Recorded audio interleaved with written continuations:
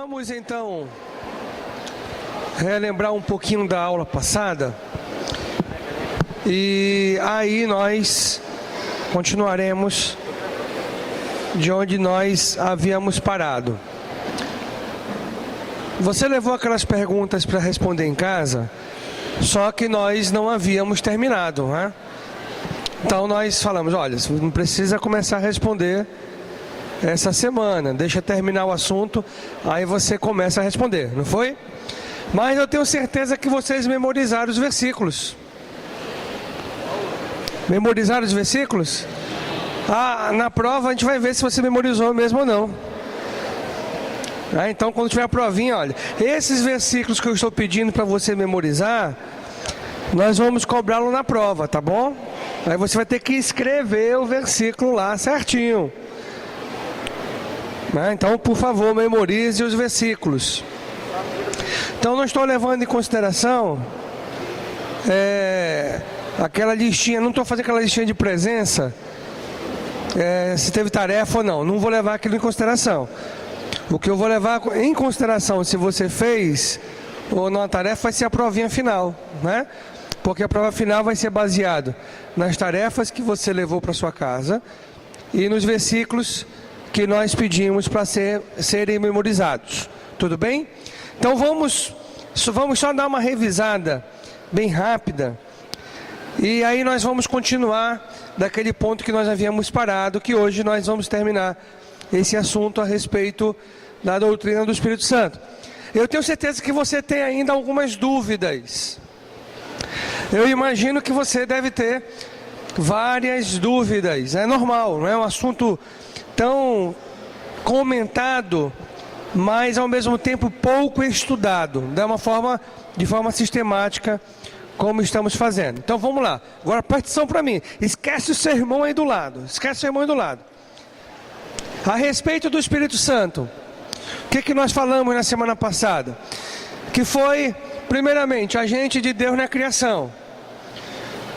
Façamos o homem, tem aquela outra passagem também, que façamos o homem, em Gênesis capítulo 2, a nossa imagem e a nossa semelhança.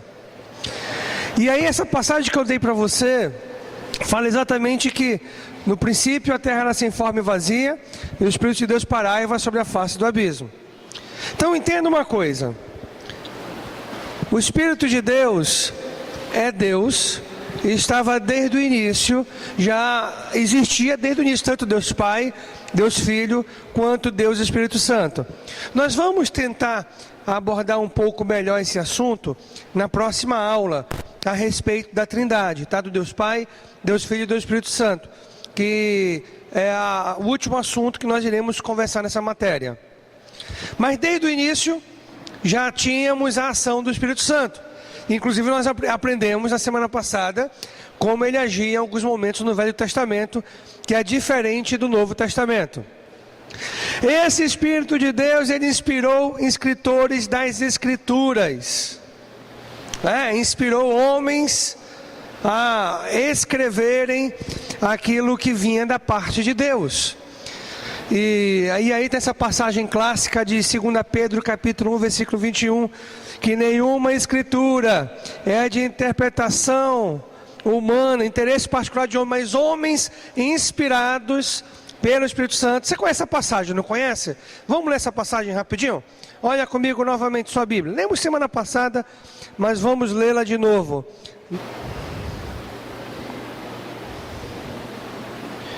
Pois jamais a profecia teve origem na vontade humana, mas homens falaram da parte de Deus, impelidos pelo Espírito Santo. Então esse Espírito inspirou as pessoas a escreverem aquilo que nós temos hoje à nossa disposição, que é a palavra de Deus, E isso não apenas no Velho Testamento, mas também no Novo Testamento. E ao mesmo tempo nós falamos semana passada que o Espírito Santo é Deus. E aí nós observamos o grau de igualdade, inclusive naquele momento que os apóstolos chegaram, da grande comissão que Deus deu, batizando em nome do Pai, do Filho e do Espírito Santo, mostrando o mesmo grau de igualdade que Deus Pai, Deus Filho. né? O Espírito Santo é Deus, assim como Deus Pai e Deus Filho. E aí na semana passada, na semana que vem, nós vamos entrar nesse mérito, quando nós falarmos o terceiro assunto desta matéria, que é a respeito de Deus. Aí nós vamos entrar um pouco mais e algumas dúvidas suas serão esclarecidas. Continuando o que nós vimos na semana anterior. E aí nós observamos que é um ponto muito peculiar sobre a diferença da ação do Espírito Santo no Velho e no Novo Testamento, né? E inclusive uma das perguntas que eu dei para você responder tinha exatamente este assunto, a diferença da ação do Espírito Santo no Velho e no Novo Testamento. E é importantíssimo nós entendermos essa diferença, que muitas dúvidas a respeito do assunto será tirada. Primeiramente, que nós temos que entender: o Espírito Santo vinha sobre uma pessoa, isso no Velho Testamento, para um determinado fim. E qual era o fim? Capacitar aquela pessoa para uma missão que ela receberia de Deus. Por que eu falo que ela receberia de Deus? Poderia também se dizer assim: lembra de Davi? Quando Davi foi ungido e recebeu esse dom, né? Entenda, esse dom de Deus dado pelo Espírito Santo para que ele assumisse o reinado, ele foi rei imediatamente? Demorou um tempo. Aproximadamente, estima-se que demorou entre 13 e 14 anos, até que ele viesse a ocupar o trono que havia sido prometido a ele, olha, lá atrás, quando Samuel o ungiu. Mas desde esse momento que ele foi ungido para se tornar rei de Israel, ele foi dotado com essa capacidade especial ou não foi? Foi, imediatamente. Prova disso é que ele se transformou num grande guerreiro. Você acha que aquilo vinha dele? Você acha que aquela força, aquela capacidade que Deus havia dado, vinha dele mesmo? Não, de forma nenhuma. Foi o resultado da sua consagração para aquele fim. E aí nós falamos um pouquinho disso semana passada, e demos inclusive alguns exemplos, não é? Demos alguns exemplos. E olha, eu estou apenas revisando aquilo que nós conversamos na semana anterior. Então por isso que eu estou sendo um pouquinho rápido. E aí os exemplos que nós conversamos a respeito desse fato, olha, entenda esse fato. É muito importante você compreender isso. Não espere a mesma ação do Espírito Santo hoje, a mesma que ele tinha lá no Velho Testamento. Não espere isso. É por isso que tem tanta gente confusa no meio cristão, porque quer fazer as mesmas coisas, quer que aconteça do mesmo jeito, mas são propósitos diferentes, são momentos diferentes. E aí nós olhamos essa verdade, olha, que você precisa guardar. Essa verdade você precisa guardar, viu? Isso vai ajudar você muito a esclarecer muitas dúvidas que você ou outras pessoas venham a ter, né? Você precisa guardar essa verdade. E nós observamos essa verdade. Eu dei uns exemplos para você na semana passada. Inclusive nós lemos as passagens, não é? Na semana passada.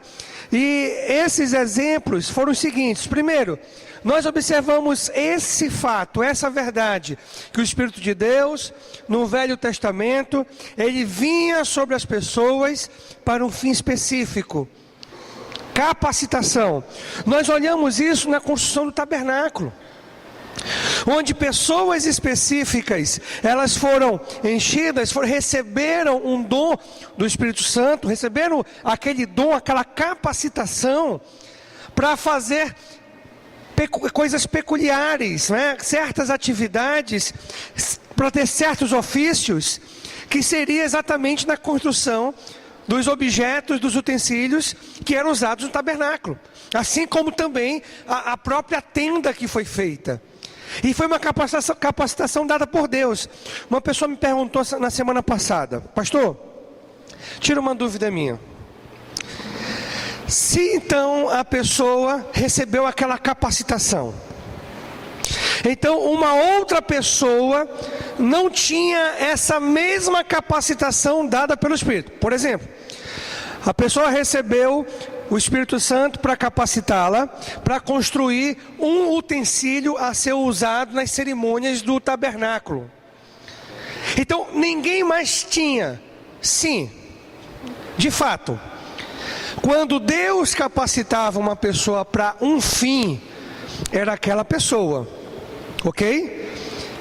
Essa era uma regra, era aquela pessoa. Por exemplo, quando Deus capacitou Saul para ser rei, Deus não mandou Samuel ungí-lo, ele não foi dotado com essa capacitação, tudo bem? Quando ele perdeu esse privilégio que Deus ungiu Davi, aí eu pergunto para você, o Espírito de Deus ficou sobre Saul? Não, saiu de Saul, porque agora estava em Davi. Agora nós temos um exemplo no livro de Números, você pode até anotar a referência, e você pode até ler depois na sua casa. Nós vamos ler essa passagem mais na frente, Números capítulo 11, onde Moisés levanta os 70 líderes. Eu não sei se você lembra dessa passagem, se você conhece, mas ele estava sobrecarregado, com muitos afazeres, e o sogro dele foi visitá-lo. Lembra o nome do sogro de Moisés? Jetro, né? Jetro foi visitá-lo, e quando chegou lá achou uma loucura. Cara, tu vai ficar doido, só você para fazer tudo isso? Não tem como, tem um probleminha. Imagina, e nós estamos falando de centenas, nós estamos falando de milhares de pessoas. O probleminha procurava Moisés. Probleminha, Moisés, eu imagino que Moisés não dormia, né? Imagina só, de madrugada o cara teve um problema com a mulher que o vizinho se meteu, atendendo uma lá da outra. Peraí, vamos lá com Moisés. 2 da manhã, Moisés, tivemos um problema, e lá vai Moisés. O cara estava ficando, acho que já meio perturbado, não é? De tanto problema dos outros. E aí o sogro dele deu um conselho que foi um grande conselho para que ele levantasse líderes. Quando ele levantou os 70 líderes, olha que interessante, a Bíblia fala que uma porção do Espírito Santo que estava sobre Moisés, que o capacitava para liderar aquele povo no deserto, passou para aqueles outros. Olha que interessante. Então nós observamos aí que pessoas diferentes foram capacitadas com aquele Espírito. Mas por quê? Porque precisava de mais de uma pessoa para a realização daquela tarefa. Então o que eu quero que você entenda é o seguinte: não era uma regra, mas por exemplo, se a função era dada uma pessoa apenas teria, então o Espírito saía daquela pessoa e passava para outra. Por isso que Davi orou: Deus, não tira de mim o teu Espírito. O que ele queria dizer com isso? Não deixa eu perder o privilégio de ser o rei, o ungido de ti para reinar esta nação, porque passaria para outro, assim como passou para ele. Mas nos momentos em que precisava-se de mais pessoas, como esse exemplo que eu dei em Números capítulo 11, é Números 11 mesmo? Conferiu alguém? 11:25, não é? 11:25, que precisou de várias pessoas, então várias pessoas receberam aquela capacidade, aquela capacitação dada pelo Espírito Santo para cumprir aquele propósito. Nunca esqueça disso, gente. Para cumprir aquele propósito, né? É importante você guardar isso na sua mente. Um outro exemplo que nós falamos foi a respeito da liderança de um juiz, né? A liderança de um juiz. Deus capacitava com seu Espírito aquela pessoa para ser o líder e consequentemente o libertador do povo de Israel durante aquele período, que foi um período na história do povo de Israel que antecedeu a monarquia, né? Os juízes, que eram pessoas levantadas por Deus para liderar o povo por um determinado período, geralmente quando ele estava vivo. Aí ele morria, era impressionante, morria, o povo se desviava e voltava a adorar outros deuses, tornava-se escravo das outras nações. se arrependia, aí Deus levantava outro juiz. Deus é muito misericordioso, não é? E esse ciclo ficou, permeando por todo esse período de juízes. Um outro exemplo que nós conversamos, a capacitação de um rei. Aí nós lemos essas passagens na semana anterior. Deus ungiu Saul para se tornar rei de Israel e o capacitou com o espírito para aquela função. Quando Saul perdeu o privilégio, porque olha, era um privilégio, Era um privilégio. Deus passou para Davi. Quando Davi pecou e também correu o risco de perder aquele privilégio, clamou a Deus por misericórdia. E Deus foi misericordioso e o preservou. Não o aboliu das consequências. É importante deixar isso grafado, viu? Eu não sei o que era pior. Se eu estivesse no lugar de Davi e eu já soubesse a história toda como seria, porque Davi não sabia, não é?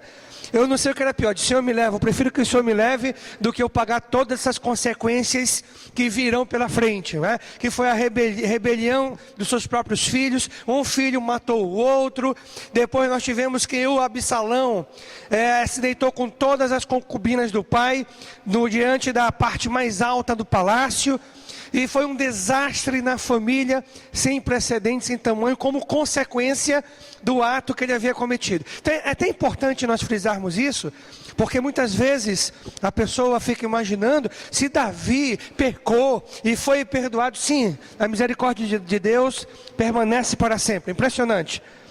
Mas aí é importante você entender que Davi pecou, foi perdoado por Deus, mas tiveram consequências drásticas. As consequências acompanham as nossas ações. Nunca esqueça disso. E às vezes eu não sei o que é pior, que as consequências são pesadas. Outro exemplo que eu dei foi inspiração de profetas, que Deus capacitava. E aí estou falando principalmente no Velho Testamento, mas também não quer dizer que no princípio da igreja Deus levantou também profetas, enquanto nós não tínhamos a palavra concluída, o Novo Testamento escrito. Então a igreja se reunia, as pessoas se reuniam e a mensagem, geralmente cantavam salmos, compartilhavam salmos e cantavam, que os salmos eram cantados, são hinos. Os salmos são hinos. Cantavam salmos e levantava-se um profeta para trazer a mensagem de Deus, porque não tinha a palavra de Deus como nós temos hoje. Hoje nós temos a palavra de Deus, mas não existia. No princípio da igreja primitiva, assim que era feito, Eles estudavam e aí Deus levantava um profeta, aí trazia a mensagem, olha, Deus manda falar isso. Não é como nós vemos acontecendo hoje. Se der tempo, na semana que vem eu vou abrir um parênteses e dar uma explicação para você de um trecho do Novo Testamento que vai esclarecer muito essa dúvida que as pessoas têm. Não é como nós vemos hoje. Ela é totalmente diferente.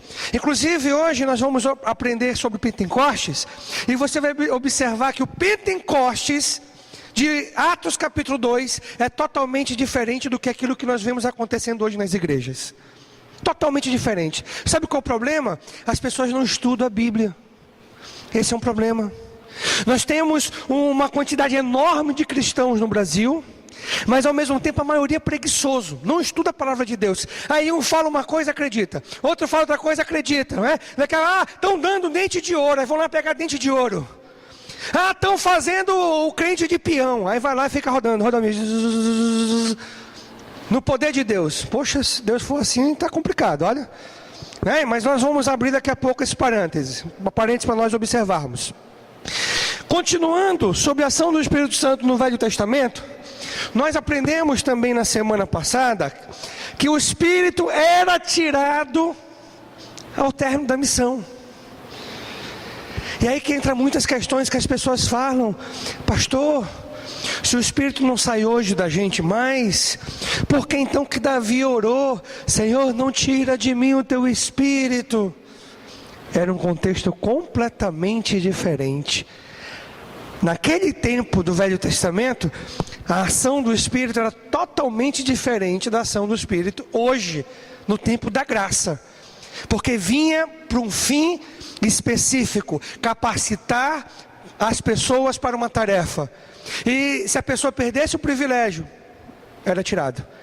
Por isso que Davi orou: não tira de mim o teu espírito. Ou seja, não deixa eu perder o privilégio de ser rei sobre essa nação de Israel, escolhida por ti, não é? Porque quando a pessoa cumpria a sua missão, ou aprontava, ou se tornava incoerente à missão que era dada por Deus, o espírito era retirado daquela pessoa.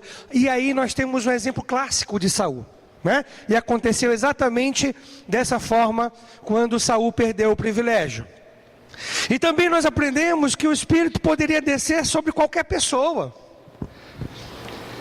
E é importante você entender isso, porque hoje, no meio neopentecostal, que eu vou dizer para você uma verdade, que, gente, sinceramente, eu vi um deputado profetizando na Câmara dos Deputados Federais, quando foi votar. Eu profetizo que, sabe, não tem bom senso, não conhece a palavra. Aí tem aquela, até o próprio Silas Malafaia eu ouvi falando isso, né? Nós vamos a Brasília para nós profetizarmos. Não era assim que acontecia no Velho Testamento. Ninguém falava para acontecer. Hoje virou a seguinte moda no meio neopentecostal: eu vou profetizar para acontecer alguma coisa. Eu vou profetizar, vamos profetizar. Não era assim. Eles profetizavam que iria acontecer, porque as mensagens vinham de Deus. Não era o contrário. As mensagens vinham de Deus. Então Deus profetizava através daquele profeta para a nação de Israel. E aquilo se concretizaria mais cedo ou mais tarde no tempo de Deus. Aí virou a moda hoje: vamos profetizar para acontecer. Não tem nada a ver. Vocês conseguem entender a diferença? Não é vamos profetizar para acontecer, não. Deus vai dar a mensagem. O profeta profetizava o que de fato Deus estava falando que iria acontecer. E aí nós vemos tantas barbaridades cometidas. Entendeu? São pessoas, porque eu entendo a intenção do coração. De coração, sabe por que eu entendo? Porque quando eu voltei para Cristo com 19 anos, eu frequentei uma igreja pentecostal. E eu acreditava naquilo piamente. Mas pelo menos eu tinha uma vantagem, eu tinha um coração aberto para a palavra. E foi um choque para mim no início. Mas aí eu digo: não, está na palavra, então eu não posso duvidar da palavra. Porque a gente tende a fazer a Bíblia, a falar o que nós cremos. E é um erro, não é? Nós não temos que fazer a Bíblia falar o que nós cremos. A Bíblia tem que falar por si só. E aí eu fui deixando a palavra falar, e as coisas foram se ali, né, esclarecendo na minha mente, e as dúvidas foram sendo tiradas. Mas é impressionante, é por falta de conhecer a palavra de Deus. E aí é importante nós ressaltarmos isso aqui, porque eu quero tocar nessa passagem com você. 1 Samuel 19, 20. Quem foi que recebeu o Espírito aqui? Quem foi que profetizou? Quem foi que profetizou? Saul. Qual era a intenção do coração de Saul? Matar Davi. Saul estava sendo usado por Deus ou pelo diabo para matar Davi? Por Deus ou pelo diabo? Pelo diabo, meu amigo. E profetizou. Que eu quero que você entenda. Gente, nunca nas Escrituras sinais significavam espiritualidade. Nunca nas Escrituras sinais significavam espiritualidade. Nunca. Esse é um exemplo clássico. Saul profetizou e Saul queria matar Davi. Não é interessante isso? Deus fez aquilo para envergonhar Saul. Mas entenda em quem Deus fez aquilo. Em Saul, que queria matar Davi. Então isso é muito importante, porque essas manifestações não querem dizer nada. Entenda isso, não querem dizer nada. O que vale para a gente, o que tem autoridade, o que tem poder é a palavra de Deus. Essa sim tem poder, essa sim tem autoridade. Fora disso, não quer dizer nada, nadinha de nada. Então guarde essa informação. Você tem que guardar essa informação. E é essa verdade que eu quero que você guarde. Aqui, olha. Essa verdade. Guarde essa informação. Pelo amor de Deus. Se na aula, na prova você errar essa informação, você vai pegar um cascudo santo. Como é que é hoje no tempo da graça? Aqui. Olha só. Hoje, o Espírito Santo não vem sobre a pessoa, mas sim na pessoa. Para quê? Para habitar. É diferente. Pastor, ele vem habitar na gente, não quer dizer que ele não nos capacita, não. Ué, capacita. Ele capacita as pessoas. Né? Não podemos esquecer disso. Nós vamos ver daqui a pouco algumas funções do Espírito Santo que falam em João 14 a 16. E olha, eu quero que você tenha em mente, esteja aberto para a palavra, creia na palavra, não no pastor Anderson, na palavra. Enquanto o pastor Anderson fala da palavra, então pronto. Entendeu? Porque às vezes nós nos fechamos para certas verdades e das escrituras por uma tradição que nós carregamos desde pequenininho. Eu nasci assim, eu cresci assim, vou morrer assim, é o crente Gabriela. E daquele mesmo jeito. Porque aprendeu, não, esteja aberto à palavra de Deus. É muito importante isso, viu gente? Aberto à palavra de Deus. Hoje, no tempo do Novo Testamento, essa é a verdade que você precisa guardar. Olha, o Espírito Santo não vem sobre a pessoa, mas sim na pessoa para habitar. Enquanto no Velho Testamento o Espírito vinha sobre a pessoa para um fim específico e estava relacionado a uma capacitação.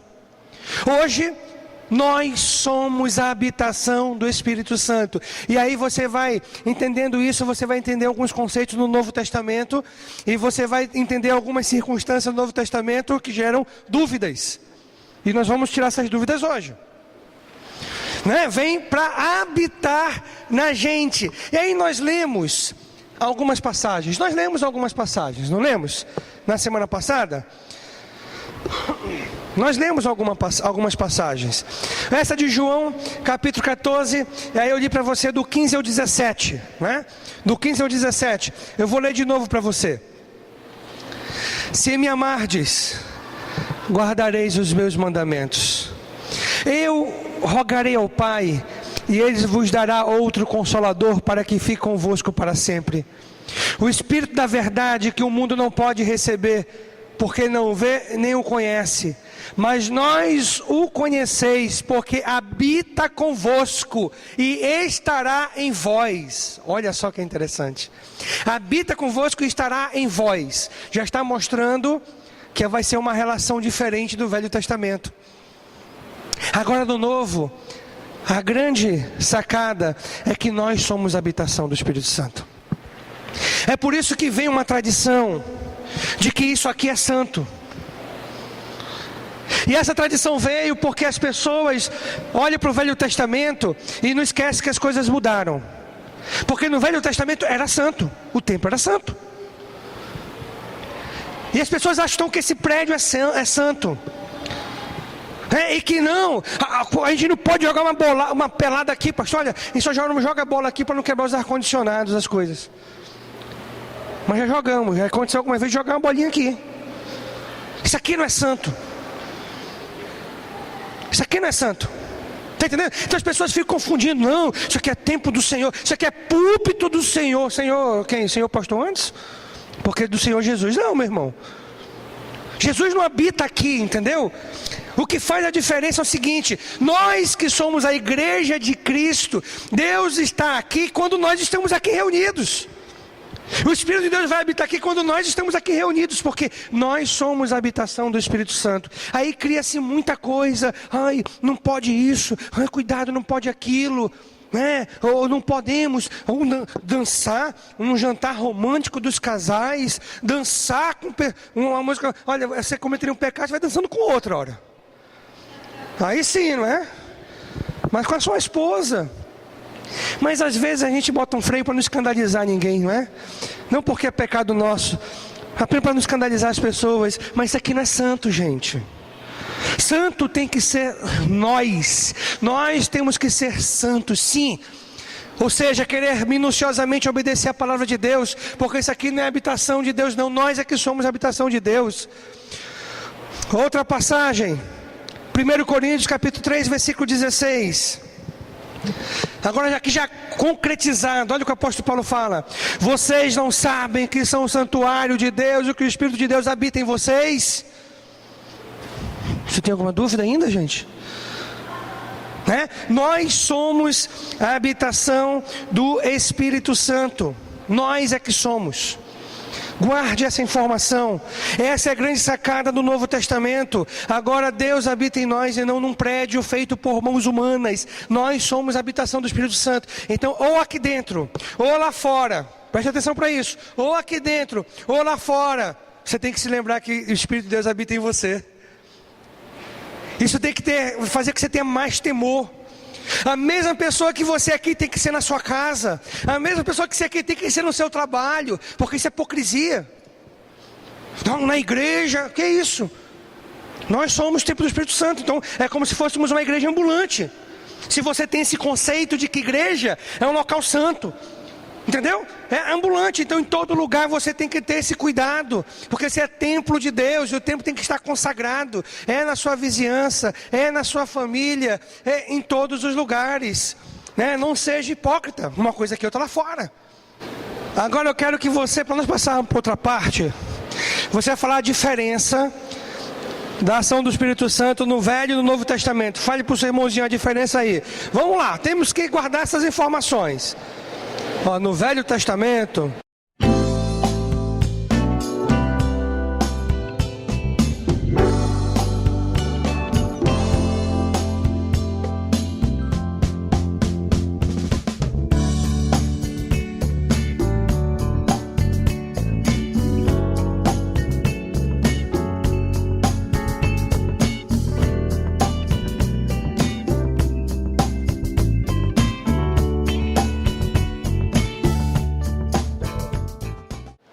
tá vendo como você aprende rápido as coisas?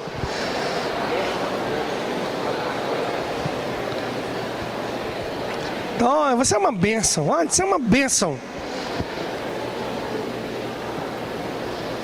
Agora é o seguinte: se eu não estou enganado da memória, paramos aí na semana passada. Olha, minha memória tá boa, viu? Paramos aí. Agora vamos continuar falando desse assunto, que ainda nós temos muitas coisas para vermos hoje, ok? Então vamos continuar. Vamos observar essa verdade, olha, a respeito da ação do Espírito Santo no Novo Testamento. Já havia sido profetizado no Velho Testamento como aconteceria no Novo. Isso já havia sido profetizado.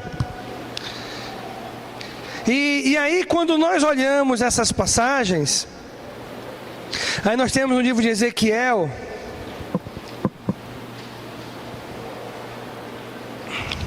olha, vamos olhar essa passagem. São passagens parecidas as duas, tá? Então vamos olhar Ezequiel 36, 26. Vamos observar Ezequiel 36, 26 e 27, olha essa daqui.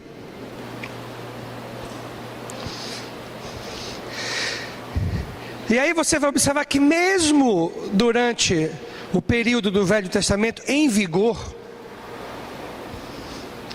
nós já temos aí indicações de como seria a ação do Espírito Santo no Novo Testamento, hoje, que nós vivemos.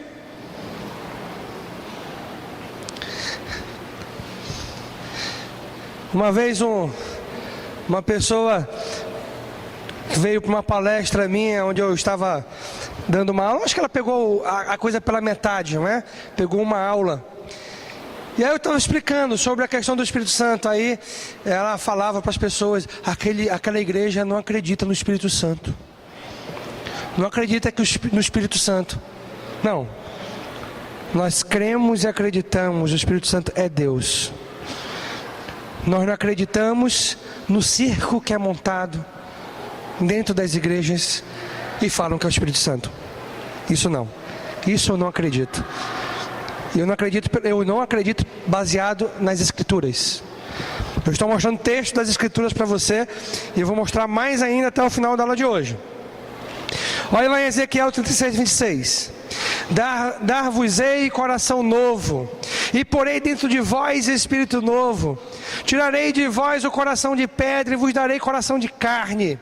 Porei dentro de vós o meu espírito e farei que andeis nos meus estatutos, guardeis os meus juízos e os observeis. Olha só, lá no Velho Testamento já estava sendo profetizado que o povo de Deus receberia o seu espírito. E qual o objetivo? Seria para obedecer a Deus. Seria para obedecer a Deus. E é o Espírito de Deus que dá aquele aperto no nosso coração quando nós pecamos, quando nós erramos. Que dá aquele aperto. Eu não estou falando de remorsos, porque é totalmente diferente. Em 1 Coríntios fala que o remorso, ele só faz gerar aquele pesar, mas o arrependimento leva a mudança. Uma vez um irmão perguntou de mim: pastor, Judas não foi salvo? Eu digo: por quê? Porque a Bíblia diz que ele teve remorsos depois que fez aquilo. A palavra traduzida mais coerentemente é remorsos, e tem versões que usa remorsos. Eu disse: pois é, remorsos é diferente de arrependimento. O remorso faz você pensar nas consequências e sentir aquele aperto, mas não muda, continua fazendo a mesma coisa. O arrependimento não, faz você consertar, você agir para mudar, tomar decisões racionais que vão fazer você, ajudar você a vencer aquilo ali. E quem dá isso é o Espírito de Deus. Ele é que faz nós obedecermos a palavra. Por isso que às vezes eu falo muito para irmãs que oram pelo marido, e o marido ali, eu digo: irmã, se ele tem o Espírito de Deus, então deixe lá que Deus vai agir na vida dele. Nem que seja necessário uma porradinha santa de Deus, uma surra, um cinturãozinho de Deus agindo, mas ele vai mudar. Ore por isso. Eu digo: ore por isso. Ore: Senhor, está em tuas mãos. Em vez de reclamar, comece a orar por ele. Senhor, está em tuas mãos, Senhor, faz aí um milagre. Ó, Senhor, age, Senhor, na vida dele. Daqui a pouco está todo torto, todo quebrado. Ele: ô, meu amor, eu estou arrependido, me ajuda. Aí você: tá bom, vou te ajudar, mas vamos lá, vamos mudar isso aqui. Aí você aproveita, né? Mas é Deus quem muda as nossas vidas. E aí que vai entrar um outro ponto importante que eu quero olhar com você, são as funções do Espírito Santo no Novo Testamento. E aí é impressionante como no Evangelho de João nós observamos essas funções, do capítulo 14 ao capítulo 16. 14 ao 16. É interessante como nós observamos, e vou compartilhar com você alguma dessas funções. Vamos olhar, eu quero que você abra sua Bíblia comigo no Evangelho de João capítulo 14, 14 a 16, tá? João 14 a 16 tem essas funções.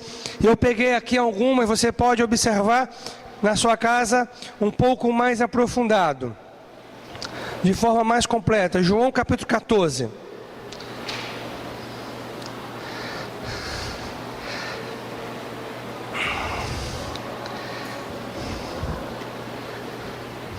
Vamos olhar aqui, olha, versículo 6, 14, versículo 6, olhe comigo, olha o que diz: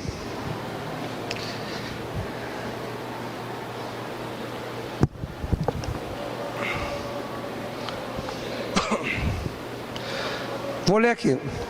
Respondeu-lhe Jesus: eu sou o caminho, a verdade e a vida, ninguém vem ao Pai se não for por mim. Se vocês realmente me conhecem, conheceriam também o meu Pai. Já agora vocês o conhecem e o têm visto. Disse-lhe Filipe, acho que é o próprio 16, deixa eu ver aqui o 16.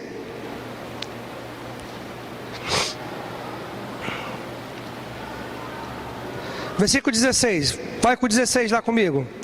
Eu pedirei ao Pai, e Ele lhes dará outro conselheiro, para estar com vocês para sempre. Olha só a palavra, para estar com vocês por quanto tempo?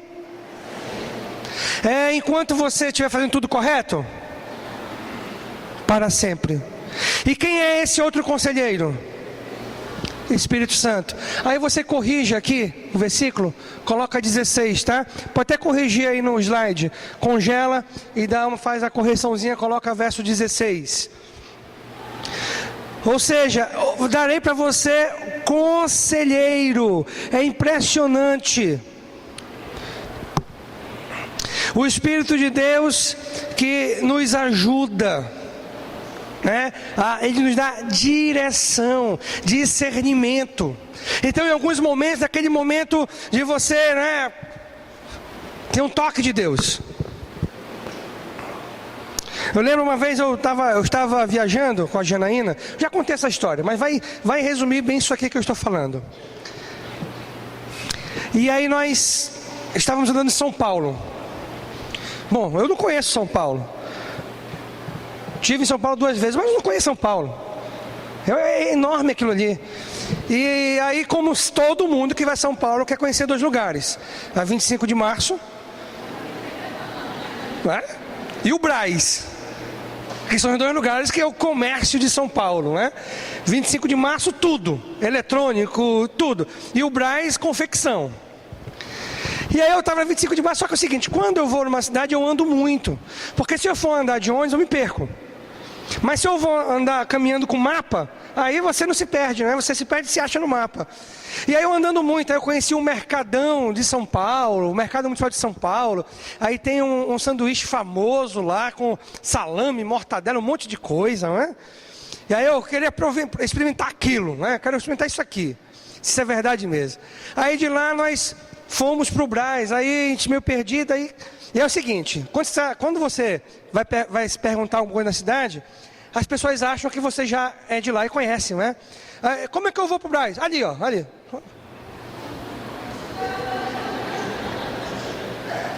Eu ficava meio assim... E quando você pergunta de novo para a mesma pessoa, fica com raiva, né? Ali, aí eu vou para ali então, né? Lá eu acho. E quando eu perguntei para um agente municipal, eu observei que uma pessoa estava atento. E é outra coisa, né? Você está num lugar diferente, você fica desconfiado, né? E aí eu peguei, entrei no ônibus e o cara entrou também. Digo, rapaz, tem alguma coisa aí. Aí eu perguntei do cobrador: olha, quando chegar no Brás, você me dá um aviso aí. Aí tá bom, pode deixar, ainda falta falta bastante coisa. Aí quando o ônibus andou, ele falou: já pode ser na próxima. Quando eu levantei, o cara se levantou. Eu digo, pronto, é bandido. E aí na hora eu orei a Deus: Senhor, o que eu faço para despistar? O que eu faço? Aí na hora me deu assim um estalo, né? O Espírito de Deus me deu um estalo. Eu olhei para a Janaína: tu trouxe o porte de arma? O cara sentou e eu desci.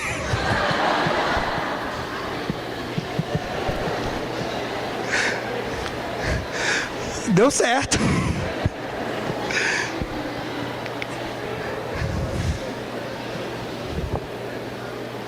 Outra passagem.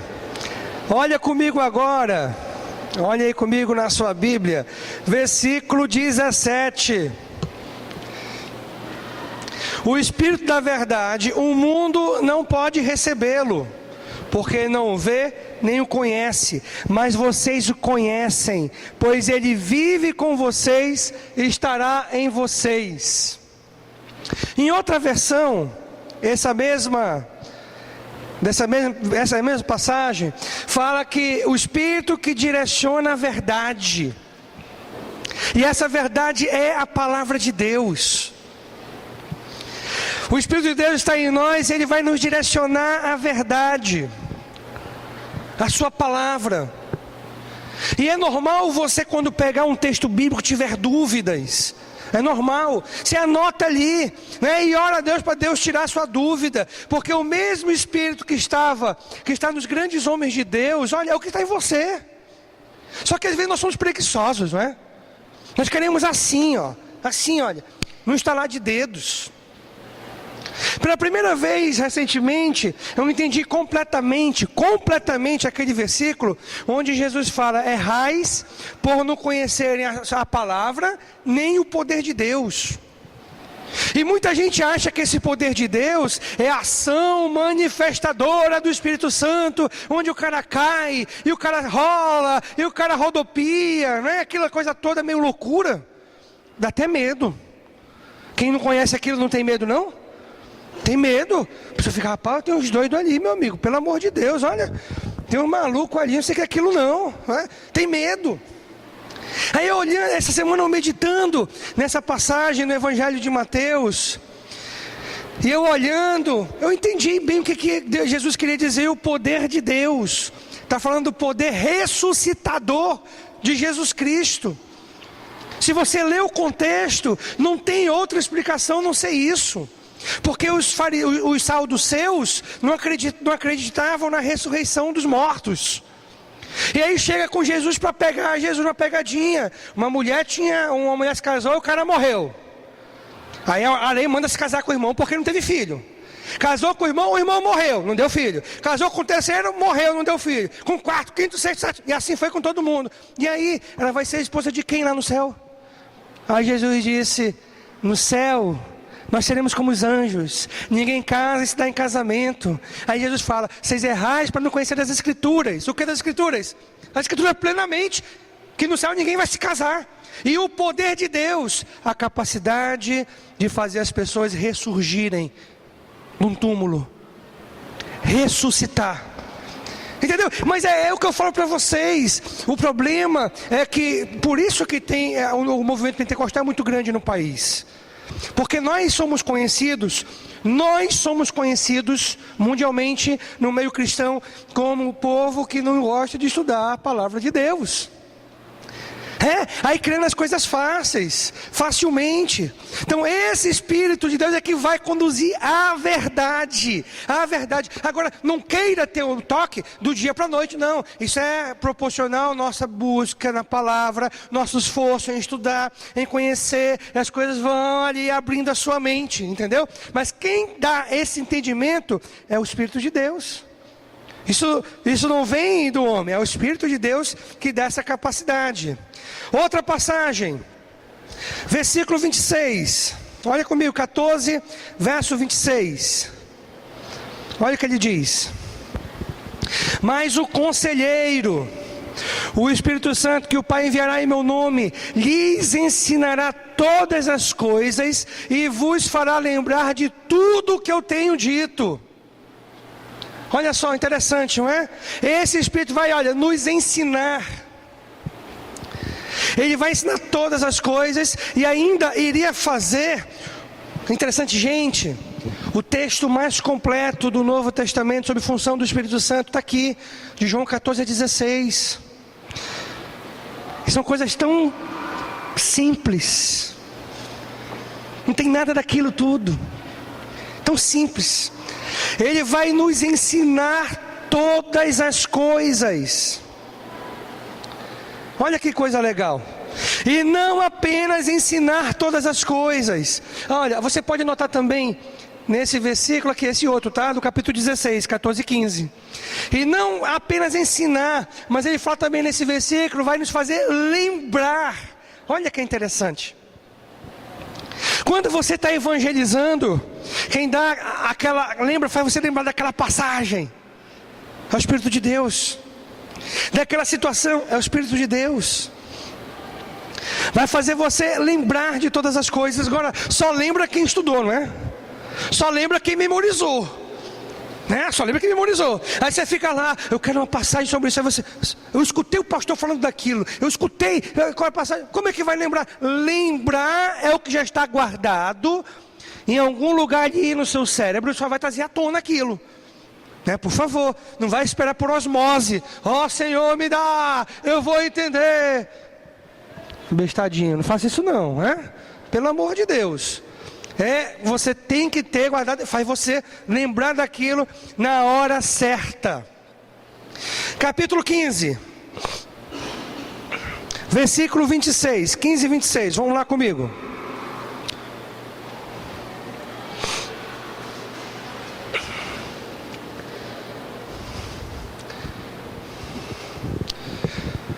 Diz assim: quando vier o conselheiro, que eu enviarei a vocês da parte do Pai, o Espírito da verdade que provém do Pai. Ele testemunhará ao meu respeito. Olha só.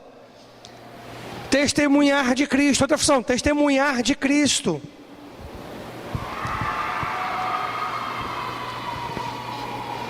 O negócio tá lá fora, tá firme, não é? Daqui a pouco a gente vai gritar também aqui. Vai testemunhar de Cristo. Isso através das nossas vidas. Isso é através das nossas vidas. Quando nós pregamos o Evangelho, estamos testemunhando de Cristo. E quem está é o Espírito de Deus em nós, através da gente. É por isso que às vezes a pessoa fala: puxa vida, era aquilo que eu precisava. O Espírito de Deus que falou através daquela pessoa.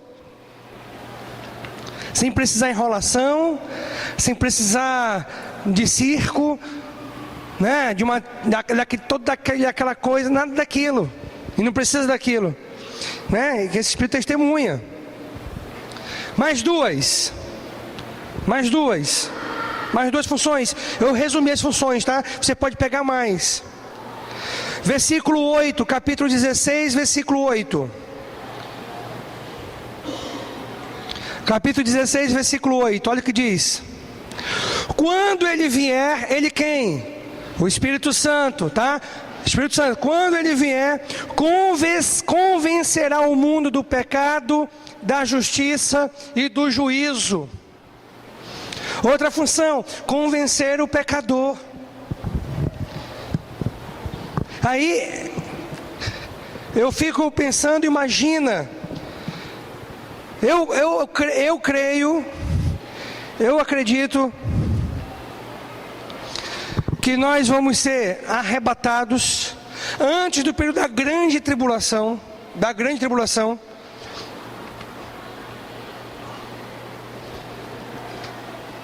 Eu sou pré-tribulacionista. Eu acredito que seremos arrebatados. Agora imagina como vai estar essa sociedade. Porque se os cristãos saírem daqui, o Espírito de Deus vai estar aqui? Nós somos o templo. Não está aqui. Imagina o caos que vai ficar essa sociedade. Porque o que segura ainda é o Espírito de Deus. Imagina o caos que vai se transformar essa sociedade. Aí isso explica uma possível perseguição em massa, que aqueles que ficarem, pastor, mas quem vai ficar? Aquele crente bandido, que conhece a verdade, que sabe a verdade, mas está dividido entre um pé na igreja e outro no mundo, né? Está na igreja, mas está lá no mundo. Esse é o crente bandido. Aí esse vai ficar, esse vai estar lá. Mas por que ele não tem o Espírito de Deus? Não, eu acredito que não. Pessoalmente acredito. Ele não é salvo? Não. Ele vai ser, aí sim, ele, puxa vida, tudo aquilo era verdade, olha, agora eu estou enrolado. Aí começa a perseguição. Esse vai ser pelo fogo, meu amigo. Esse que a Bíblia diz que vai ser salvo pelo fogo, perseguição. Agora sim, ele entende que aquilo era verdade e que só tem uma escapatória. Olha, se você ficar, você lembra disso, tá? Só tem uma escapatória. Não coloque a marca da besta e fuja. Vai ser essa a sua escapatória, viu? E fuja. Não coloque o chip na mão, porque vai vir uma moda. O pessoal sumiu, desapareceu, foi para uma outra dimensão. Vamos resolver isso de uma vez por todas. Vamos colocar um chip em todo mundo. Que a gente vai saber para onde as pessoas fugiram, em que plano, em que dimensão está, né? Tem lógica, não tem? Aí coloca o chip, aí você, não quero. Vamos prender esse cara é extremista. Vamos prender. Nós queremos paz, esse cara quer tirar nossa paz. Aí começa, meu amigo, aí você vai ver que o negócio vai pegar. E aí o mundo vai ser regido pelo anticristo, porque o Espírito de Deus, que convence o pecador, não está aqui. Entendeu? Não está mais aqui. 16, versículo 14. Ele me glorificará, porque receberá do que é meu e o tornará conhecido a vocês.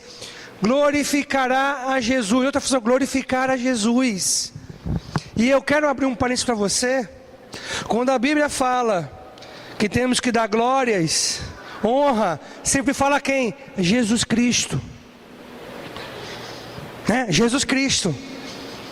E o próprio Espírito vai glorificar a Jesus Cristo, não a Ele mesmo, a Jesus Cristo, que morreu e ressuscitou e vai reinar sobre nós. Aí sim vai ser o reinado justo. Aí eu falo isso porque tem tanto hino na igreja que glorifica o Espírito Santo. Veja bem, não é pecado você cantar, desde que você esteja com consciência que quem tem que ser glorificado é Jesus Cristo. Sempre Jesus Cristo. Jesus Cristo, ponto. Está aqui, é o quarto ponto, tá? Uma vez no cristão, isso nós já vimos, isso no tempo do Novo Testamento, o que acontece? Não sai mais. Ok? Não sai mais. E aí eu dei para você memorizar o versículo de João 14, 15 a 17, não foi? Não foi esse trecho que eu dei? Se vocês me amam, guardarão os meus mandamentos. Não dei não esse? Então anote aí para memorizar essa semana.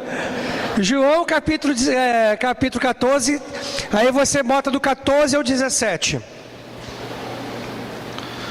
Já coloca aí para memorizar. Só vou abrir aqui a minha Bíblia digital.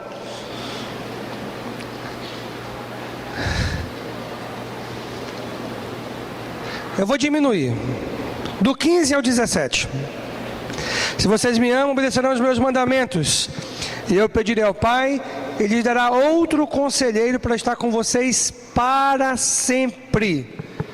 O Espírito da verdade, o mundo não pode recebê-lo porque não o vê nem o conhece. Mas vocês o conhecem, pois Ele vive em vocês e estará com vocês. E aí esse versículo fica como tarefa, tá? Dessa semana de memorização, tá bom? João 14, 15 a 17. Você só quer memorizar o 16? Ou todo? É muito fácil, não é? Se alguém me ama, guardará os meus mandamentos. Memorizou um, ó. Se alguém me ama, guardará os meus mandamentos. Olha, pronto, tá moleza. Então pronto, fica esses versículos mesmos para nós memorizarmos essa semana, tá? E olha, treinar a nossa mente, não é? Porque semana que vem tem um monte de versículos para a gente memorizar, não é? Então vamos treinar aí a nossa mente para esses versículos. Então, você não pode deixar de guardar esse fato. Uma vez que nós somos habitados pelo Espírito Santo, hoje Ele estará conosco para sempre. Entendeu? Para sempre. E aí sempre tem algumas dúvidas, que as pessoas olham algumas passagens, até do Novo Testamento mesmo, como por exemplo, essa passagem, até eu anotei aqui, botei nas minhas anotações pessoais, Romanos capítulo 8, versículo 9. Anote essa passagem aí e vamos ler comigo esse versículo. Romanos capítulo 8, versículo 9.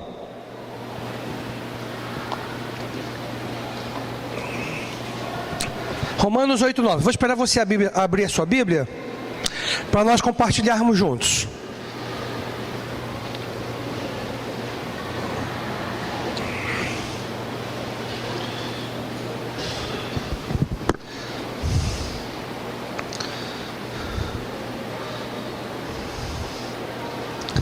Diz assim: entretanto, vocês não estão sob o domínio da carne, mas do Espírito. Se de fato o Espírito de Deus habita em vocês. E se alguém não tem o Espírito Santo, o Espírito de Cristo, não pertence a Cristo. E aí as pessoas às vezes olham para esse versículo e acham que o apóstolo Paulo está se referindo a pessoas que tinham e deixaram de ter. Não. Ele está falando para pessoas que nunca tiveram. Aí você me fala: pastor, é possível as pessoas estarem na igreja e não terem o Espírito Santo? Ou seja, não serem salvas? Sim. O que Jesus mesmo falou nos evangelhos? Muitos dirão: Senhor, Senhor. Mateus capítulo 7. Mateus capítulo 7. Senhor, Senhor. O que? Senhor, eu profetizei em teu nome. Em teu nome expulsei demônios. E Jesus respondeu: apartai-vos de mim para o fogo eterno, pois não vos conheço. Jesus está falando isso para quem? Para pessoas que frequentavam a igreja. Então, na verdade, nessa passagem, e também quando o apóstolo Paulo fala em 1 Coríntios, que agora eu não lembro a referência, verificar se vós realmente tem o Espírito de Deus, na verdade não quer dizer que a pessoa deixou de ter. Nunca teve. É totalmente diferente. Nunca teve o Espírito de Deus, tá? Então você tem que estar atento para esse fato. Uma vez que o Espírito de Deus entra em nós, para sempre. Não sai mais. Em Efésios 1,13 fala que até a consumação do século, né, estará conosco, ou seja, até a próxima manifestação, que é Jesus, nós sermos arrebatados, ou nós morrermos, né, e Jesus vir reinar neste mundo. Mas enquanto isso não acontece, e aqui nós estamos, Ele não sai da gente. Você entendeu? Ele não sai da gente. Então não deixe de ficar atento para este fato muito importante. E aí um outro fato importante é a respeito do momento da entrada do Espírito de Deus em nossas vidas. E aí que tem muita confusão, que aí nós vamos olhar, se nós não conseguimos terminar hoje, mas nós vamos começar hoje com certeza, que aí as pessoas confundem com o dia de Pentecostes. Aí o momento da entrada do Espírito de Deus em nossas vidas. Quando é que o Espírito de Deus entra em nossas vidas? Vamos olhar isso? Eu quero que você primeiramente olhe comigo. Daqui a pouco eu coloco para você anotar. Mas primeiro eu quero trazer o seu entendimento. Abra comigo a sua Bíblia no Evangelho de João, capítulo 20. João capítulo 20. Nós vamos olhar especificamente o versículo 22.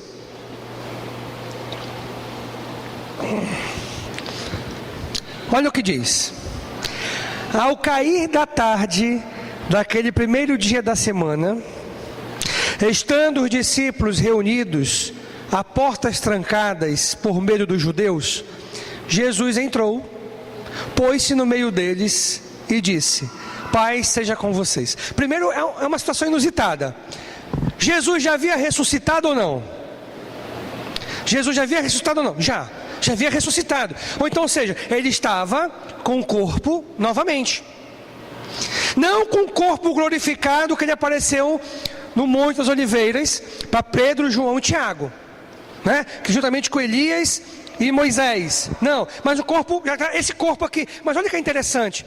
Jesus entrou naquela sala com as portas trancadas.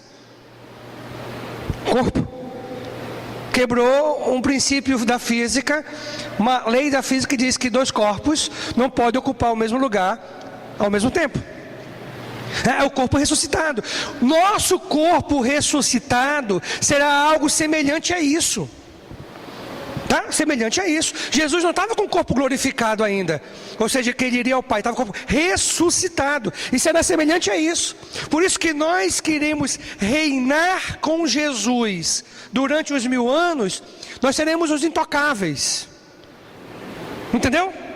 E nós vamos conseguir fazer a justiça reinar nesse mundo por 1000 anos.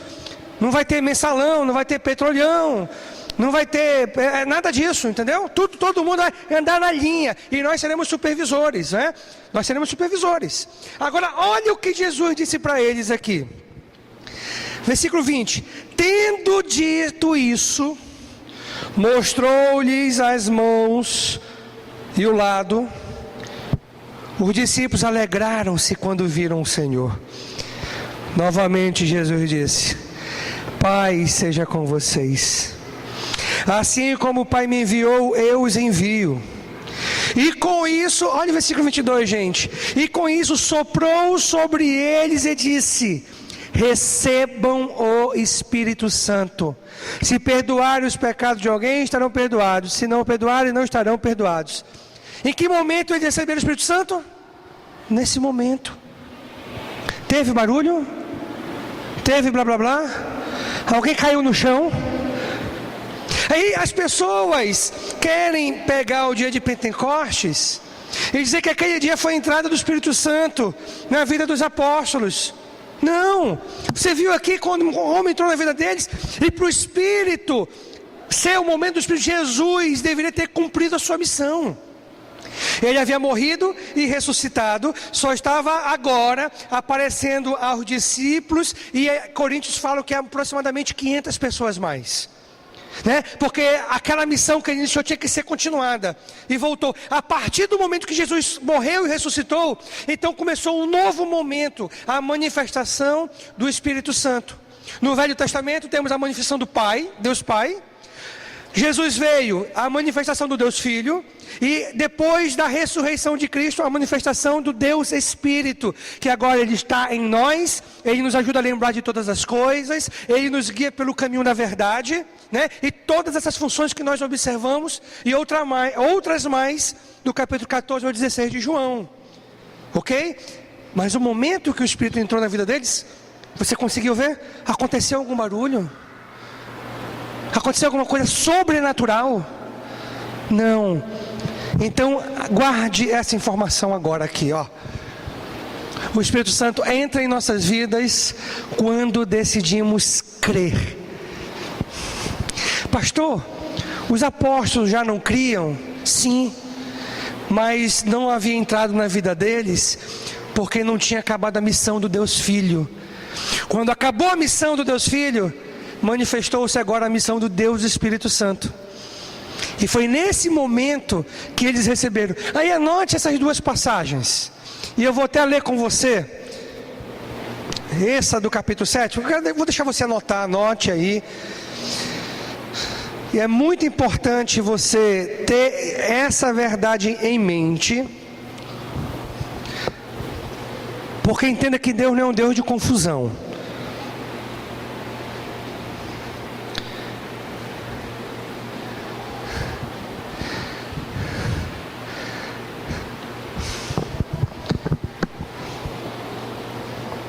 Olha o que ele fala em João. O Evangelho de João é um evangelho muito peculiar.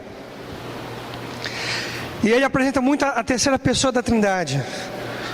A pessoa de Deus, o Espírito Santo. Muito. Diferente dos evangelhos sinóticos. Que Mateus, Marcos e Lucas. E olha o que ele fala aqui no capítulo 7. Essa referência, olha. João 7, versículo 39.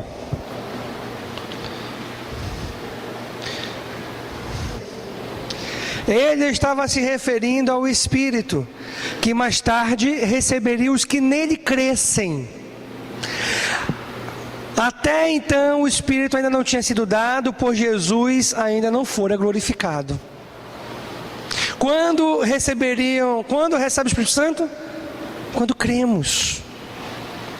Quando nós confessamos Jesus como o Senhor de nossas vidas. Outra passagem que você pode colocar é Efésios 1:13. É uma passagem que eu uso muito. Efésios 1:13. É outra passagem que você pode colocar aí. Ou seja, não teve barulho.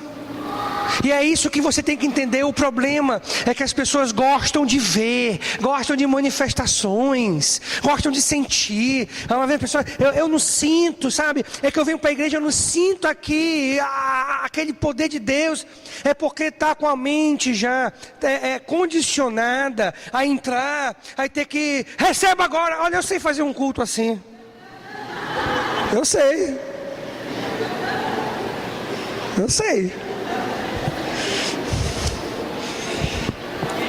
Mas se eu fizer isso, não vem do coração. Entendeu? Não é genuíno. As pessoas querem sentir.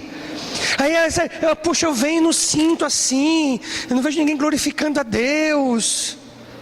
Porque estão com a mente condicionada a um hábito, uma prática, gente, que não tem respaldo nas Escrituras. Essa é a grande questão.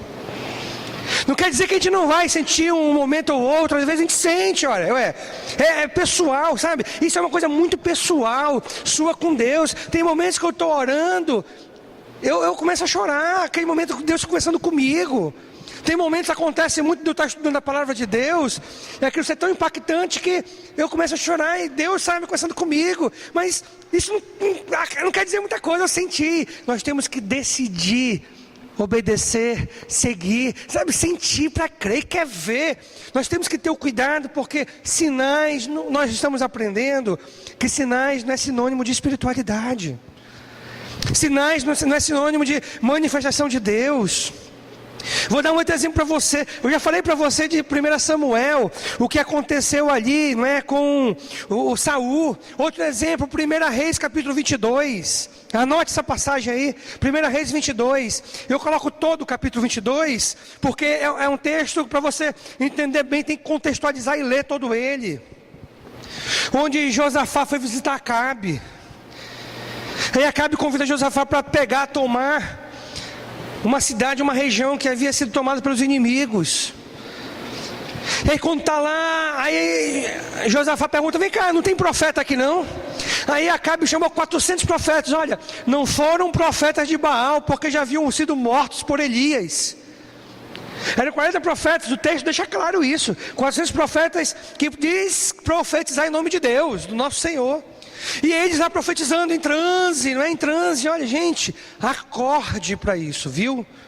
Acorde, e em transe profetizando, pode ir que Deus estará com vocês. Só que ali, Josafá não ficou satisfeito com aquilo, aí chamou, não tem mais ninguém não. Aí acaba, tem mais um. E esse era um profeta genuíno, falava de Deus. E quando ele viu os 400 falando a favor, que vai ser dado nas mãos de vocês. Aí ele falou, eu juro pelo nome do Senhor que eu não vou falar nada de mim, vou falar o que Deus me dizer. Olha só, o que Deus me dizer. Esse era o parâmetro de um profeta, o que Deus me dizer.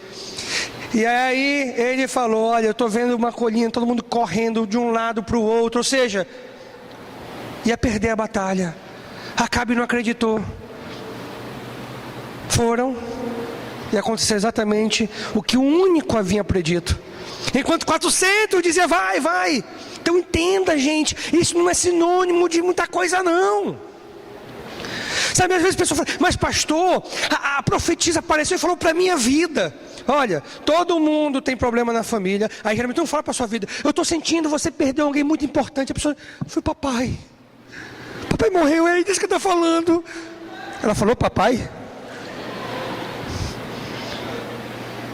É tão comum alguém perder alguém importante na vida. O Fantástico fez um programa muito interessante há uns anos atrás, onde ele pegou um ator imitou um charlatão. E é interessante que o ator, ele estudava o movimento corporal, porque o corpo fala mais do que as palavras. As palavras nós omitimos e enganamos, mas o corpo não. E aí ele pegava aquelas pessoas com corpo, com tronco erguido para frente, estavam predispostas a estar atentos ao que ele falava. Aí, você perdeu alguém na sua família. Aí a mulher ficou emocionada. Aí depois entrevistaram, sim, ele falou para você, falou que eu perdi o papai. Ele falou isso? Tu não perdeu alguém na família, sabe? Está entendendo? Gente, não tem nada a ver, esteja atento. E às vezes o diabo adivinha. Vou dar um exemplo para você. Abra comigo a sua Bíblia para o Novo Testamento agora. Atos capítulo 16, verso 16 a 18. Olha lá. Atos 16, 16 a 18.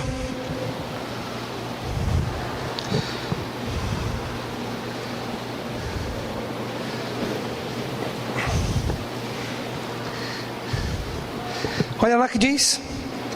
E acontecendo que indo nós à oração, nos saiu ao encontro uma jovem que tinha espírito de adivinhação, a qual, adivinhando, dava grande lucro aos seus senhores. Esta, seguindo a Paulo e a nós, clamava dizendo, estes homens que nos anunciam o caminho da salvação, são servos do Deus Altíssimo.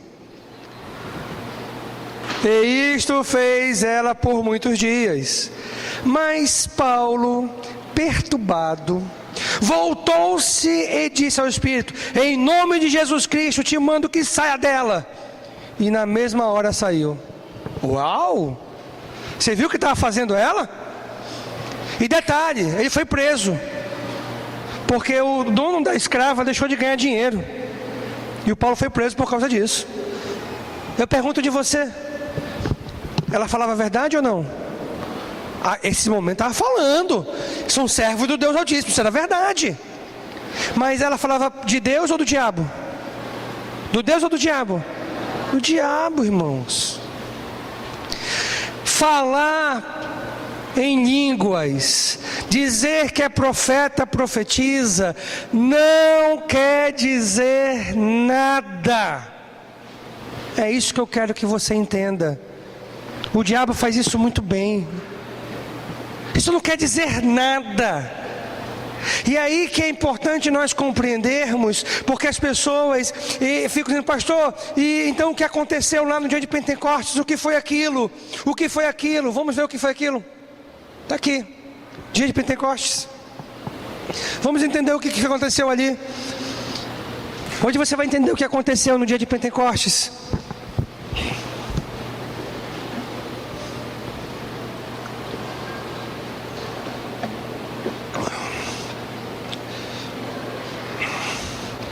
Pentecostes significa colheita, que acontecia 50 dias depois da Páscoa. Festa das colheitas. Então preste atenção. Primeiro você tem que fazer uma diferenciação de batismo do Espírito Santo com dons do Espírito Santo. Tá? Você tem que fazer uma diferenciação disso. Batismo do Espírito Santo com dons do Espírito Santo. Então olha, você tem que aprender que batismo é uma manifestação externa que mostra que aquilo é a habitação de Deus. É uma manifestação externa. Batismo é uma manifestação externa para mostrar onde está a habitação de Deus. Manifestação externa para mostrar onde está a habitação de Deus. Isso é batismo.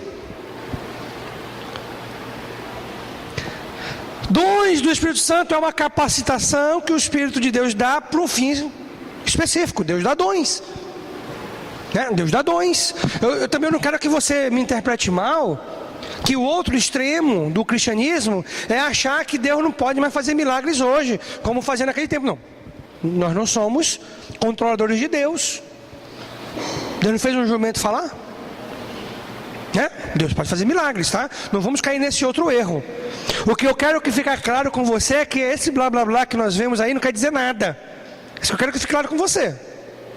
Então vamos entender, olhando no livro de Atos capítulo 2, eu quero que você abra a sua Bíblia comigo em Atos 2. Então vamos lá. Vamos pegar Atos capítulo 2. E aí nós vamos observar algumas características importantes, tá? Vamos começar com o versículo 1, porque você precisa, errais por não conheceres a palavra, nem o poder de Deus. E esse é o problema do cristianismo, gente. A pessoa não conhece a palavra, então vamos olhar a palavra. A palavra é que tem que falar por si só. Não podemos forçá-la a falar o que nós queremos ouvir dela, entendeu? Tem que falar por si só. Olha o que diz: chegando o dia de Pentecostes, estavam todos reunidos num só lugar. Pronto. Antes de qualquer coisa, é importante nós compreendermos esse momento do dia de Pentecostes. Está aqui, né? Já foi para você que Pentecostes é a festa das colheitas. E esse momento era um momento em que judeus do resto do mundo, porque os judeus já haviam sofrido diásporas, ou seja, já havia se espalhado pelo mundo. E uma vez que eles se adequaram àqueles lugares, aquelas novas nações, ali se enraigaram, eles não quiseram voltar a Jerusalém quando tiveram essa oportunidade, preferiram ficar ali. Mas eles eram convertidos ao judaísmo, criam piamente no judaísmo, e em todos aqueles preceitos deixados por Moisés e os profetas. Acreditavam nisso piamente, e acreditam até hoje. E nas algumas festas, o judeu tinha que, por obrigação, comparecer a Jerusalém.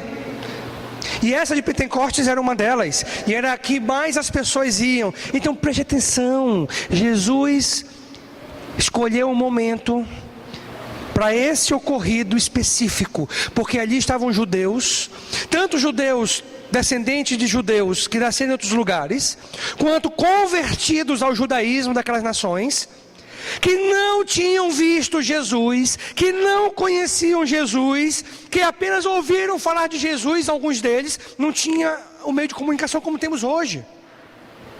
Hoje acontece aqui, o mundo todo sabe. Naquele tempo não tinha isso. Então eles não tinham tido o privilégio de ver os sinais que Jesus havia realizado. Foi nesse momento que aconteceu isso. É importante essa compreensão, ok? É importante. Versículo 2. Então olha só, eu quero que você guarde o que disso aí? Deus escolheu o dia certo e a hora certa para este evento que aconteceu aqui no dia de Pentecostes. Tudo bem? Eu quero que você guarde isso aí, que é importantíssimo.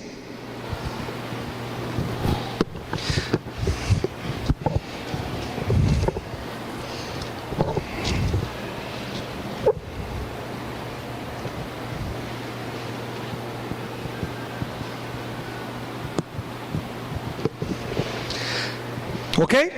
Anotou isso aí?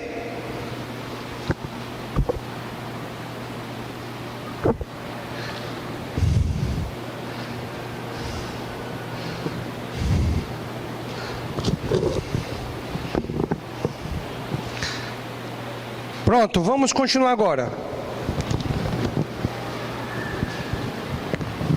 Agora vamos entender melhor a passagem, tá bom? Versículo 2. De repente, veio do céu um som, como de um vento muito forte, e encheu toda a casa na qual estavam assentados. Pronto, vamos lá. A gente vai em alguns momentos, eu escolhi alguns versículos para a gente parando e conversando, tá? Esse foi um deles. Então, o que se observou nesse momento? Som característico, como de um vento, ok? Então, na verdade, Lucas, que foi o que descreveu este evento, ele estava falando daquilo que foi repassado a ele. E o que as pessoas passaram a ele? Elas viram que, na verdade, o som que chegou, o barulho, era um som característico que parecia com o som de um vento. Versículo 11. E viram o que parecia línguas de fogo. Ele estava descrevendo situações que ele nunca tinha visto antes. Então, o som de um vento, línguas que parecia línguas de fogo, que se separaram e pousaram sobre cada um deles. Todos ficaram cheios do Espírito Santo e começaram a falar noutras línguas, conforme o Espírito os capacitava.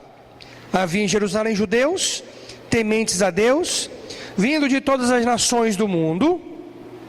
Ouvindo-se o som, ajuntou-se uma multidão que ficou perplexa, pois cada um os ouvia falar em sua própria língua. Então, vamos entender mais aqui um pouquinho. Olha lá. Eles falavam, isso é importante você entender. Línguas desconhecidas ou línguas conhecidas? Vamos olhar aqui de novo o versículo. Ouvindo o som, ajuntou-se uma multidão que ficou perplexa, pois cada um os ouvia falar em sua própria língua. Nós vemos isso acontecendo hoje? Você vê isso acontecendo hoje? Não vê. É o Pentecostes, não da Bíblia. Pode ser um outro qualquer, mas não da Bíblia. Né? E é interessante, olha o propósito, gente. Tinha gente de todos os lugares. E aquelas pessoas conheciam aqueles idiomas. E eles falaram exatamente naqueles idiomas de onde elas tinham vindo, dos lugares que elas tinham vindo. Eram línguas conhecidas. Pastor, pode ser língua de anjos. Anjo tem língua? Isso é a maior idiotice que eu já vi na minha vida. Porque olha uma metáfora de 1 Coríntios, capítulo 13, ainda que eu falasse língua dos anjos, isso aqui é uma comparação, uma hipérbole. É uma hipérbole, é um exagero. Ainda que eu fale língua de anjo, não quer dizer que existe língua de anjo não, meu irmão. Quando o anjo aparecia, alguém se comunicava de forma que a pessoa entendesse. Não na língua dele. Não tem lógica isso. Entendeu? Eram línguas conhecidas. Tudo bem? Conhecidas. Continuando, vamos continuar. Atônitos e maravilhados, eles perguntavam: acaso não são galileus todos estes homens que estão falando? Então como os ouvimos, cada um de nós, em nossa própria língua materna? Partos, medos, elamitas, habitantes da Mesopotâmia, Judéia e Capadócia, do Ponto e da província da Ásia, Frígia, Panfilha, Egito, das partes da Líbia, próxima a Cirene, visitantes vindo de Roma, tanto judeus como convertidos ao judaísmo, cretenses e árabes, nós ouvimos declarar as maravilhas de Deus em nossa própria língua.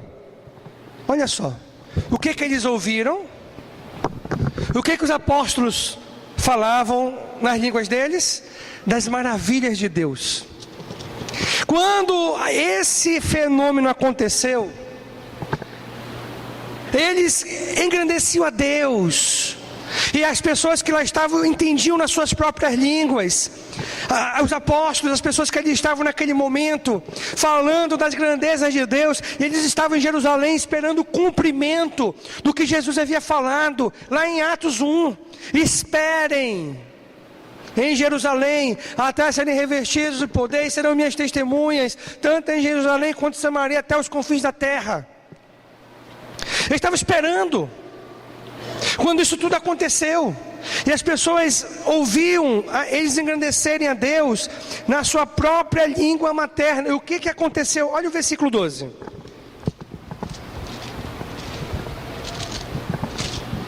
Versículo 12, olha o que diz: atônitos e perplexos, todos perguntavam uns aos outros: que significa isto? Olha só que interessante. Esse episódio, ele causou interesse.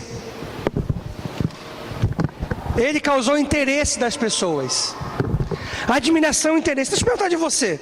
Quando você vê esse blá blá blá hoje, causa admiração das pessoas? Geralmente quando rapaz, tem uma igreja aqui do lado de casa que, pelo amor de Deus, é um lá, não sei aonde, que eu não entendo nada. Parece que o pessoal está meio doido. Não é isso que você ouve? Ou você ouve: oh, glória a Deus, eu estou perplexo, admirado, o que é isso? Você ouve isso? Você não ouve isso. Você ouve o seguinte: rapaz, um bando de crente doido. Não é assim que você ouve? E as pessoas ficam com medo de ir para a igreja. Rapaz, o negócio foi que nem que eu ouço ali, é um negócio meio doido, meio confuso. Aí ficam assustados porque vem aqui na igreja, não vê ninguém caindo, não vê ninguém gritando, não vê ninguém se esperneando, não vê nada disso. Aí ficam admirados. Mas você está entendendo o interesse do diabo? O interesse do diabo é que as pessoas desacreditem de igreja. Eu digo para você, isso está acontecendo. Isso está acontecendo. As pessoas ficam assustadas. Eu tenho certeza que a maioria de vocês, se não vieram de um lar cristão, eram assustados com igrejas, traumatizados. E quando chegaram aqui, viram que é outra coisa totalmente diferente. É verdade ou não é? Ficava: rapaz, negócio de igreja. Aí chegou aqui e viu que ninguém fez nada disso, e você acabou se surpreendendo. Agora, isso causou o quê? Admiração e interesse. Ok? Aí o que Pedro faz? Alguns, versículo 13. Alguns, sempre vai ter esse alguns. Todavia zombavam deles: eles estão bêbados, tomaram vinho demais. Então Pedro, levantou-se com os 11, em alta voz dirigiu-se à multidão: homens da Judéia e todos os que vivem em Jerusalém, deixe-me explicar-lhes isto. Ouçam com atenção, estes homens não estão bêbados como vocês supõem, ainda são 9 horas da manhã.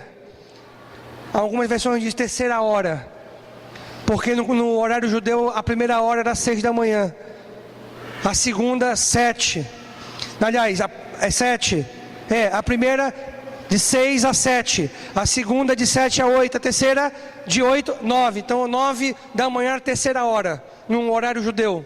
Eles se baseavam dessa forma, a primeira hora do dia, o dia começava às 6 da manhã, por isso que algumas versões de terceira hora, talvez a sua possa dizer isso, que era às 9 horas da manhã exatamente. Continuando, o que Pedro fala: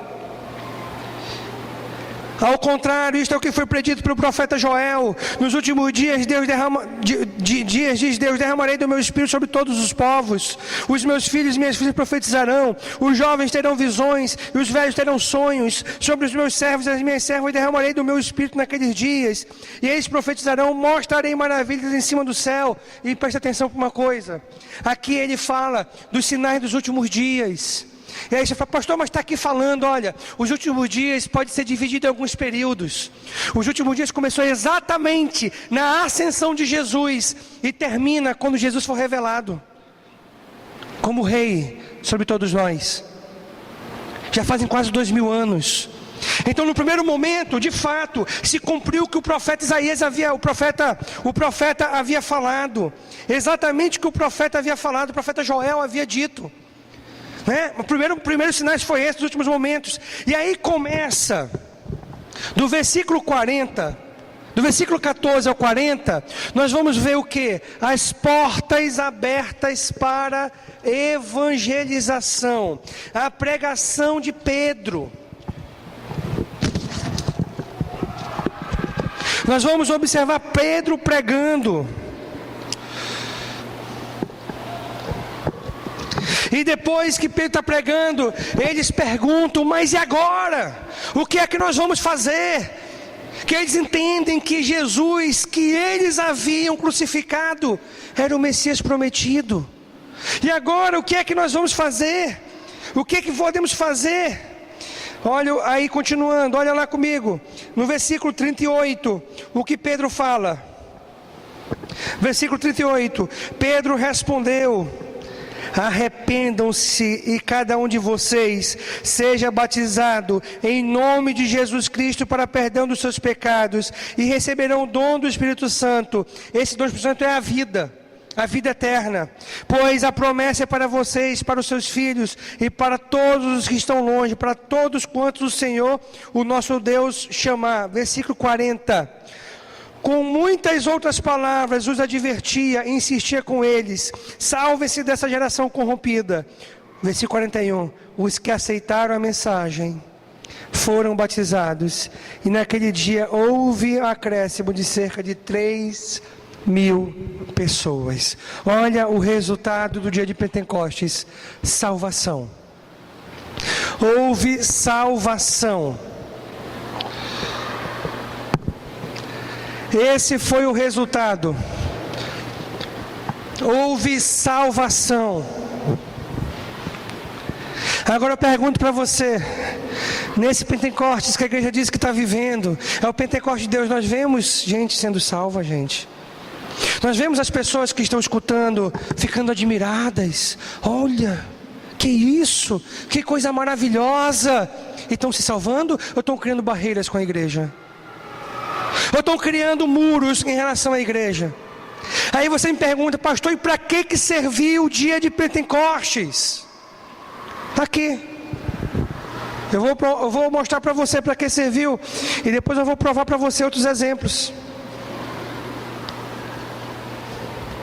Serviu para marcar que agora Deus habita nas pessoas, uma manifestação externa de que Deus habita nas pessoas, não mais num prédio.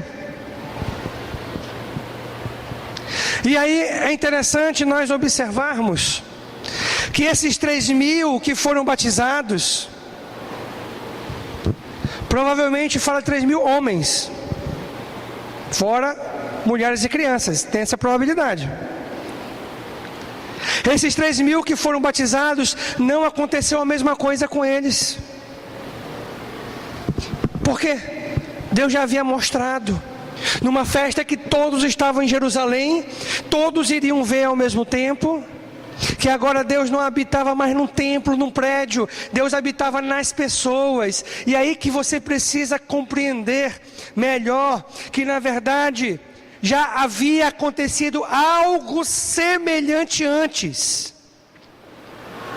Algo semelhante antes, para mostrar que Deus estava habitando. Primeiramente, aconteceu aonde? No tabernáculo. Nós vamos olhar essa passagem.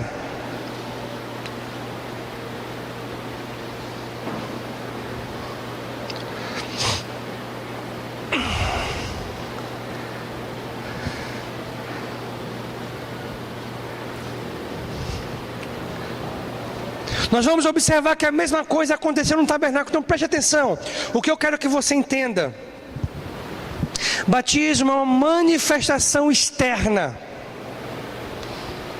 E aquilo serviu para que as pessoas vissem que agora Deus não habita mais num prédio como era antes, mas sim nas pessoas. Nós observamos que isso aconteceu no tabernáculo, primeira vez que aconteceu no tabernáculo, lá em Êxodo capítulo 40, versos 34 e 35. Olha lá o que aconteceu depois que fizeram, depois que construíram o tabernáculo, e aquilo foi consagrado ao Senhor. O que Deus quer ensinar é que agora quem é consagrado ao Senhor somos nós, não mais um prédio. Nós é que somos consagrados, porque nós somos a habitação do Espírito Santo. Olha lá em Êxodo 40, 34 e 35. Então a nuvem cobriu a tenda da congregação, e a glória do Senhor encheu o tabernáculo, de maneira que Moisés não podia entrar na tenda da congregação, porque a nuvem ficava sobre ela, e a glória do Senhor encheu o tabernáculo. Aquilo aconteceu uma única vez, naquele período em que o povo peregrinava, e que Deus habitava no tabernáculo. Lá era colocada a arca da aliança. Não aconteceu outra vez. Aí quando Deus, através de Salomão, construiu o templo, novamente, o templo de Salomão, quando foi construído,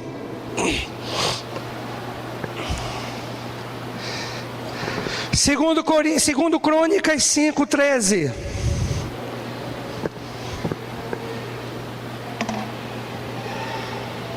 Segunda Crônicas 5:13.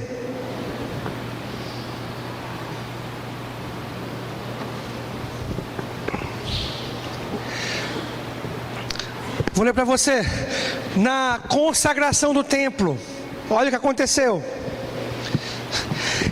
E quando eles uniformemente tocavam as trombetas e cantavam para fazerem ouvir uma só voz, bendizendo e louvando ao Senhor, e quando levantavam eles a voz com trombetas e símbolos e outros instrumentos musicais, para bendizer ao Senhor, porque era bom, porque a sua benignidade durava para sempre. Então a casa se encheu de uma nuvem, a saber, a casa do Senhor, e não podiam os sacerdotes ter-se em pé para ministrar por causa da nuvem, porque a glória do Senhor encheu a casa de Deus. Agora, a segunda vez no templo, para mostrar que, olha, eu não habito mais naquela tenda, agora é no templo. Quando o templo foi destruído pelos babilônios e foi reconstruído no período de contribuiu Esdras, Neemias, contribuíram para a reconstrução. Não aconteceu novamente isso. Por quê? Porque Deus já havia predito e dito: agora Deus habita no templo. E foi só uma vez que aconteceu. Quando Herodes ampliou o templo, a mesma coisa, não aconteceu nada, porque agora Deus habita no templo. E aí Jesus já havia falando que Deus não habitaria mais naquele templo feito por mãos humanas. E o dia de Pentecostes foi esse marco para mostrar que agora Deus habita na gente, em você, em mim, não mais naquele templo. Agora Deus habita na gente, não mais naquele templo. Então primeiro aconteceu no tabernáculo, depois no templo.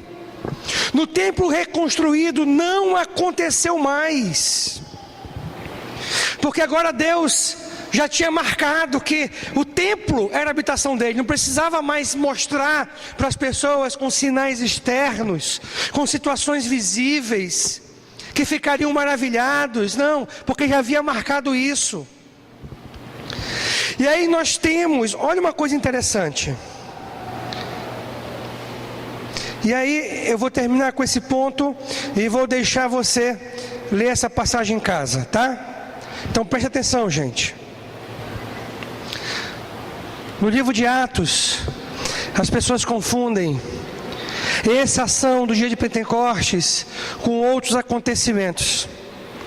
A única vez mais que aconteceu isso no livro de Atos, claramente, com esse mesmo mover do dia de Pentecostes, está em Atos 10. Eu vou terminar com essa parte. Nós retomaremos na semana que vem com algumas dúvidas, olhando alguns textos.